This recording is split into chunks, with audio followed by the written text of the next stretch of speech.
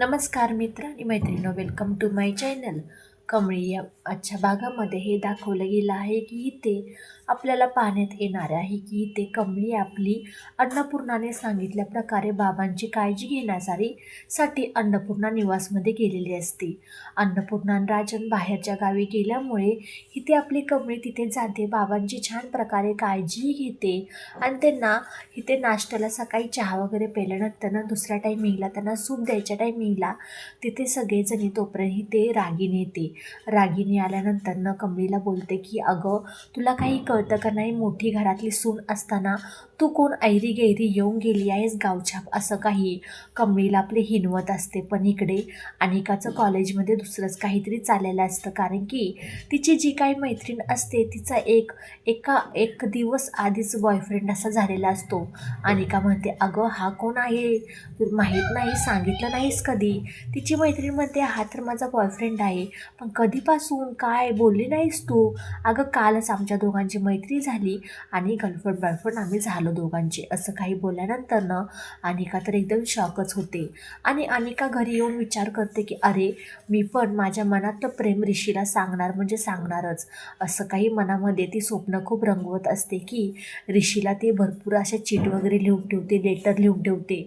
म्हणते की मी काल कॉलेजमध्ये गेल्यानंतर ऋषीला इथे प्रपोज केल्याशिवाय राहणार नाही, माझ्या मनातल्या सगळ्या काही भावना ऋषीला सांगणार, असं काही सांगितल्यानंतर इथे आपल्यामध्ये खूप मोठा ट्विस्ट येणार आहे. नक्की आपल्या ऋषीला अनिकाने प्रपोज केल्यानंतर तिचं प्रपोज हा ऋषी एक्सेप्ट करणार की नाही. नयनताराला जर अनिकाचं हे सत्य जर नयनतारापर्यंत माहीत पडलं तर नक्की कोणतं वादळ येणार आहे अनिकावरती आणि नक्की काहीतरी होणार आहे. आपल्या ऋषीच्या मनामध्ये फक्त आणि फक्त कमळीचा असते, त्याच्यामुळे नो चान्स. असं वाटतंय की अनिकाचं हे काही जे काही आहे ऋषीला प्रपोज करण्याचं, ते ऋषी बहुतेक तिचं एक्सेप्ट करणार नाही आहे, असं काही दाखवलं गेलं आहे.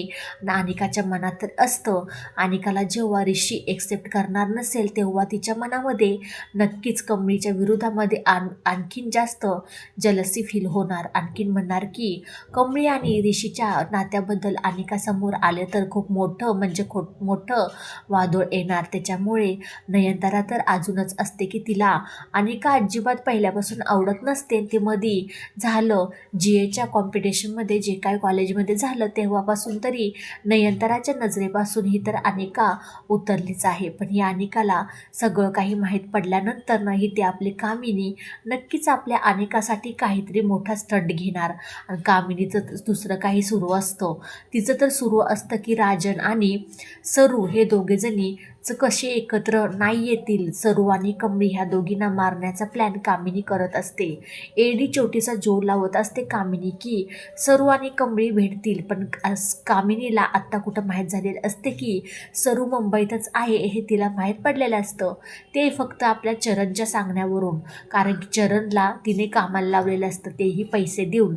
चरणला सांगितलेलं असतं की ह्या बाईला कुठेही पाहिलं असतं माझ्यापाशी घेऊन यायचं, ती राजनच्या हाती लागली नाही पाहिजे. पण आपली सरू नयनताराच्या घरी असते त्यामुळे सेफ्टी असते. इकडे ती कुठे जरी असती तर कामिनीच्या हाती जरूर लागली असते ती. नंतर इकडे दुसरं काही नसतं, पण इथे रागिनी बाबांची अवस्था खूप बिकट करत असते. ती बाबांना सूप अजिबात व्यवस्थित देत नसते. कमळीला आपल्या ते बघवत नसतं, त्यामुळे ती पटकन बाबांना तिथं घेऊन आपल्या बेडरूममध्ये घेऊन जाते. तोपर्यंत बाबांना म्हणते की मी तुम्हाला पुस्तक वाचून दाखवते. तोपर्यंत बाबा कपाटाकडे हात करतात, मग नाही आपण ना अल्बम बघूया असं काही इशारा करतात. तर कमळी पटकन कपाटामधून अल्बम काढते. त्याच्यामध्ये राजन आणि सरूच्या लग्नाचे फोटो असतात. राजन आणि सरूच्या लग्नाचे फोटो आपल्या कमळीपाशी हे मोठं सत्य लवकरात लवकर येणार आहे, ते बाबांच्या मार्फत. कारण की बाबांना माहीत असतं की राजनची मुलगी ही कमळी आहे आणि सरू तिसरीकडे कुठेही नसून आपल्या नयनतारापाशी आहे. नक्कीच आपल्या अन्नपूर्णापाशी हे सत्य येणार आहे, मोठा धमाका होणार आहे. जर आपल्या अनिकासमोर ही कमळी तिची बहीण आहे जर आलं तर काय होईल, मोठा ट्विस्ट आहे या मालिकेमध्ये. व्हिडिओ शेवटपर्यंत पाहिल्याबद्दल खूप सारे मनापासून धन्यवाद. भेटूया पुढच्या व्हिडिओमध्ये. बाय बाय सगळ्यांना.